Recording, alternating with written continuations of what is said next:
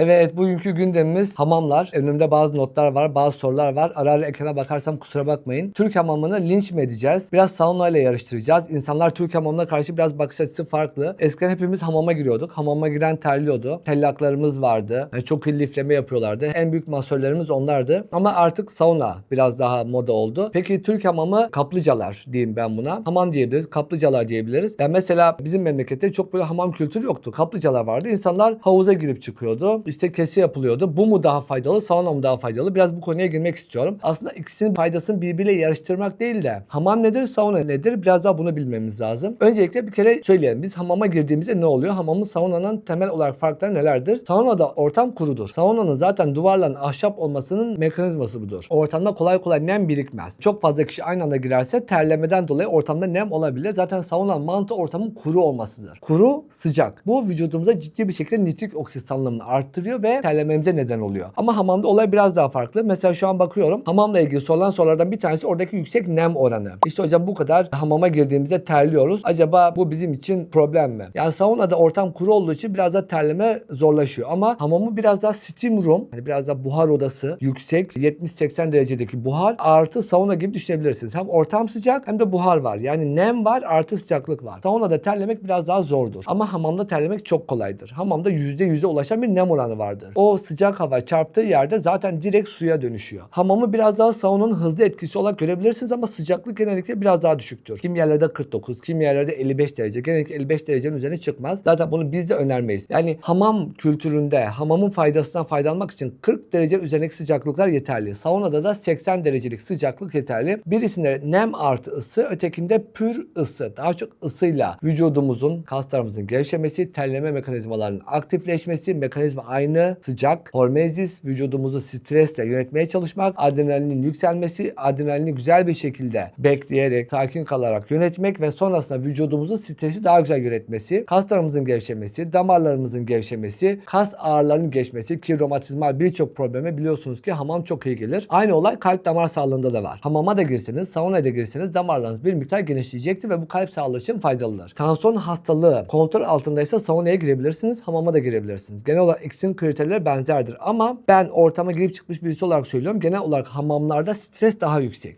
Yani ben hamama girerken daha fazla zorlanıyorum. Sauna biraz daha rahat. Yani kuru sıcak hava daha rahat tolere ediliyor. Ama hamam gerçekten bir anda yüksek nem oranını tolere etmek kolay değil. Nefes olarak söylüyorum. Sauna nefes olarak tolere edilmesi biraz daha kolay. Peki hamama girdik. Tamam, damarlarımız genişliyor. Bu ne demek? Vazodilatasyon adını verdiğimiz bir durum bu. Damarlar genişleyince kan basıncımız düşüyor. Ter atıyoruz. Ter atarken attığımız her 10 gram terle genel bir kuraldır. 1 gram da yağ atarız. Yani sauna ve hamam genel olarak yağ yakımını kolaylaştırıyor diyebiliriz. En güzel etkisi ağır metali atması. Vücudumuza idrar yollarıyla uzaklaştıramadığımız, büyük abdestimizle uzaklaştıramadığımız ağır metalleri biz terleyerek uzaklaştırabiliyoruz. Hamamın mükemmel bir faydası var böyle. Saunada terlemek biraz daha zor. Yani ben az kalacağım, işte bir girip çıkacağım, bir terlemek istiyorum diyorsanız steam room, buhar odası artı hamam daha iyi olabilir. Ama ben girip içeride biraz uzanmak istiyorum. Yani biraz daha kalmak istiyorum. Kalp damar sağlığı ile ilgili biraz daha yüksek fayda elde etmek istiyorum derseniz sauna daha faydalı. Ben çalışmaları ayrıştırdığımda sauna ile ilgili çok fazla çalışma var. Sauna kalp damar hastalıkları, sauna ritim bozukluğu, sauna kalp yetmezliği. Ama hamam kültürü daha çok ülkemizde olduğu için hamam ve kaplıca kültürü bununla ilgili çok fazla çalışma bulamıyorum. Turkish bath deniyor işte buna. Ben bunu biraz daha buhar odasıyla saunanın birleşimi olarak görüyorum. Hani buhar odasına giren hastalarda yapılan çalışmalarda belli faydalar görülmüş ki bu sauna ile benzer ama buhar odasına girenlerde kan basıncı düşüşü daha fazla mesela. Yani daha yoğun terletiyor. Ama buhar odasına girenlerde sıvı kaybı daha fazla. Ya bu kişiler eğer hani genç bir bireyseniz, kan basıncınız zaten düşükse, ciddi nabız problemleri yaşıyorsanız, nabzınız yüksekse hamam ve buhar odasına girmek daha fazla sizi zorlayabilir. Sauna bence biraz daha stabil bir aktivite. Yani kalp damar hastasıysanız, ciddi yine aynı önceki sauna videosunda söylediklerimi söylüyorum. Ciddi bir kapak probleminiz yoksa, çok ciddi kalp yetmezliği yoksa, çok ciddi tansiyon probleminiz yoksa, genel olarak sağlıklı bir bireyseniz veya hastalığınız olmasına rağmen hastalık kontrol edilmişse, kontrol altında olan bir hastalığınız varsa kalp yetmezliği hastaları saunaya girebilir. Tansiyon hastaları saunaya girebilir. Ritim bozukluğu hastaları saunaya girebilir. Doktora gittiniz, doktor hamama giren terler, evet sen de gir terle dediğinde hocam ya orada başıma bir şey gelirse, ya tansiyonun fırlarsa. Tam tersine o ortama sakin bir şekilde girmek, çok ciddi tansiyon hastalığınız ve panik probleminiz yoksa o ortamda sakin bir şekilde yarım saat kalmak, hamam için söylüyorum bunu, ciddi bir şekilde sonraki süreçte kan basıncınızı düşürecektir. Hatta tansiyon ilacı ihtiyacınızı azaltır. Peki ben ne yapayım? yapıyorum? Hasta karşıma geldiğinde önce bir dinliyorum. Mesela bazı hastalarda çok ciddi kaygı oluyor. Hani çok kaygılı, çok stresli, tansiyonunu sürekli ölçüyor, akıllı saatten sürekli nabız takip yapıyor. Ben bu bireylerde hemen hamama git, saunaya git demiyorum. Bu kişilerde önce alt yatan kaygı problemini çözmeye çalışıyorum. Bir psikiyatrist değilim ama en azından kalp damar sağlığı ile ilgili bir risk olmadığını, şu an sağlıklı bir birey olduğunu, biraz spor yapması gerektiğini, yürüyüşlere başlaması gerektiğini söylüyorum. Sauna ve yoğun spor artı Türk hamamı benim için biraz daha muayenedeki ikinci vizitte söylediğim şeyler. Hasta karşıma gelir. Hocam işte ben dediğiniz gibi yürüyüşlere başladım. Çok faydası oldu. Nabzım düştü. Tansiyonum şu an daha iyi. Artık eskisi kadar ölçmüyorum. Bir daha bana geldi. Hocam şimdi ne yapabilirim? O zaman işte bu durumla ilişkili ona fayda edeceğini düşündüğüm takviyeleri yazıyorum. Biraz daha üst düzey sporlar öneriyorum. Bu her hasta için farklı. Hamamı yani her zaman öneremiyorum. Bulmak kolay değil. Ben İstanbul'da yıllardır hamama gitmedim. Cerrahpaşa'da okurken o tarihi bölgelerde hamamlar vardı. Ama şu an İstanbul'un Anadolu yakasında yaşayan bir birey olarak uzun süredir bir hamama gitmedim. Ama saunaya sıklıkla girdim. Ulaşım daha kolay. Hatta insanlar evine bile sauna yaptırabiliyorlar. Ufak bir kabin, mekanizma aynı. 80 derece, kuru sıcak, içi ahşap. Bunun bir de infrared versiyonu var. Olabilir, olmayabilir. Evinize bile koyabiliyorsunuz ama hamamı bulmak kolay değil. Yani hastam biraz daha hocam ben ne yapabilirim diyorsa ben saunayı öneriyorum. İdeal süre olarak haftanın 4 günü 20 dakika. Kolay değil. Haftada 80 dakika saunaya girmek gerçekten kolay değil. Zaman ayırmak lazım. Spordan sonra gitmek gerekiyor. Hani önce saunaya girdim, biraz ısındım, sonra spora gittim derseniz bayılabilirsiniz. Çok ciddi sıvı kaybı, istediğiniz kadar sıvı için, doku düzeyinde sıvı kaybı olduğu için içtiğiniz suyun hemen dokulara ulaşması kolay değildir. Hızlı su içerseniz hızlı tuvalete çıkarsınız. Olacak olay budur. Yani vücudun su dengesini koruması için suyu içtikten sonra biraz zaman geçmesi gerekiyor. Bu da yanlış bir şeydir. İnsanlar spor salonunda ağzı kuruyunca su içmeye başlarlar. Halbuki fazla su tüketimi sadece mideyi şişirecektir ve vagus sinirini hızlandırarak, vagus siniri daha fazla çalıştırarak kan basıncının ve tansiyon düşmesi neden olur. Zaten antrenörler bilirler. Hani futbolcular mesela maç esnasında çok fazla su içmezler. Oradaki su kaybının asıl nedeni terleme değil, hızlı nefes alıp verme yüzünden ağzımızın kurumasıdır. Biraz ağzımızı ıslatmak yeterli. Eğer çok ciddi bir hastalığınız yoksa saunaya da girebilirsiniz, hamama da girebilirsiniz. Bunlar yasak şeyler değil. Bu konuda bence en önemli konu, videonun başında bahsetmeyi unuttum. Doktorların bilinçlenmesi lazım. Doktorlar saunayı tanımıyor. Yani buna kardiyologlar da dahil. Doktorların çoğu Türk hamam nedir? Vücut üzerindeki etkisi nelerdir? Nitrik oksit, ısı şok proteini, telomerler, yapılan çalışmalar aklımızdaki gibi işlemiyor. Eskiden ben de böyleydim. Hani bilmiyordum. Hastanın durumu acaba var kafamda. Ya girmesen iyi olur diyordum. Ama öğrendikçe, çalışmalar okudukça, gerçekten bu işin içine girdikçe bunun çok faydalı bir aktivite olduğunu öğrendik. Biz buna önleyici kardiyoloji diyoruz. Hasta değilim, hasta olmak istemiyorum. Eğer böyle bir bireyseniz saunayı, hamamı tercih edebilirsiniz. Ayrıca bu kanala abone olabilirsiniz. Sizin için çok faydalı içerikler var. Hoşça kalın.